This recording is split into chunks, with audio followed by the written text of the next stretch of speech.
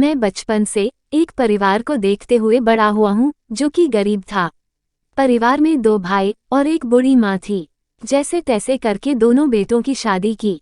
दोनों बेटे अपने छोटे से परिवार के साथ अपना जीवन यापन कर रहे थे। छोटा बेटा उस समय मक्का का ठेला लगाकर अपने परिवार का भरण पोषण कर रहा था। सब कुछ लगभग ठीक चल रहा था। उसे एक बेटा और 2 बेटियां हैं। हर मनुष्य में कुछ गुण एवं अवगुण होते हैं। वह गुटखा शौक से खाता था। शौक कब आदत में बदल गई पता ही नहीं चला, और देखते देखते गुटखा ज्यादा खाने के कारण उसके मुंह में कैंसर हो गया। वह बीमार होने के कारण ठेला कभी निकालता तो कभी नहीं निकाल पाता। इस दौरान अपना इलाज भी करा रहा था। चूंकि कमाई का बड़ा हिस्सा दवा में खर्च हो रहा था और साथ ही परिवार को भी चलाना था, सो इस स्थिति में सरकारी अस्पताल ही एकमात्र सहारा था।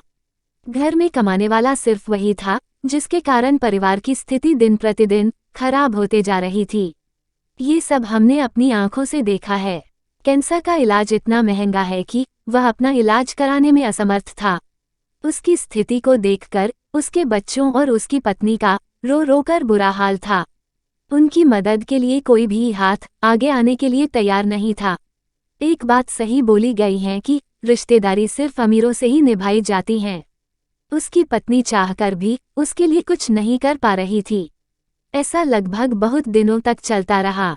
भगवान से भी ये सब देखा नहीं गया और अचानक एक दिन उसकी मृत्यु हो जाती है। छोटे बच्चों और उसकी पत्नी के चीख से पूरा मोहल्ला गूंज जाता है।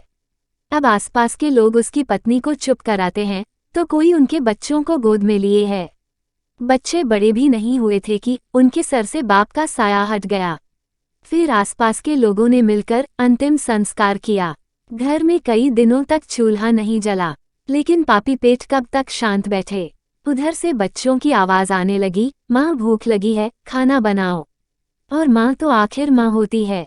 अभी आंख के आंसू सूखे नहीं थे, फिर भी वो बच्चों के लिए खाना बनाने गई। बच्चों को तो उसने खिला दिया, पर उसे खिलाने वाला कोई नहीं था। अब घर में रखे पैसे भी धीरे धीरे खत्म हो चुके थे और बच्चों को पालना भी था। फिर उसने समाज की चिंता न करते हुए वही अपने पति का ठेला निकाला और फल बेचने लगी। मैं सोचता हूँ कि आखिर इतनी हिम्मत उस औरत में आई कहाँ से। अभी उसके पति के मृत्यु को महीना भी नहीं हुआ और वह अपना आंसू पोंछकर अपने बच्चों को पालने का सोच लिया था। रोज मंडी से फल लाना और ठेला पे रखकर बाजार में बेचना और घर आकर घर का काम करना, खाना बनाना और बच्चों की देखभाल करना, इतनी शक्ति लाती कहाँ से थी। मैं ये सब देखकर हैरान था। मैं समझता हूँ कि ऐसी सबला नारी से प्रेरित होकर ही ये कहा गया है कि अकेला बाप अपने बाल बच्चों को नहीं पाल सकता, लेकिन अकेली औरत अपने बच्चों को अच्छे से पाल सकती है। उसके लिए जितना बोला जाए उतना कम है।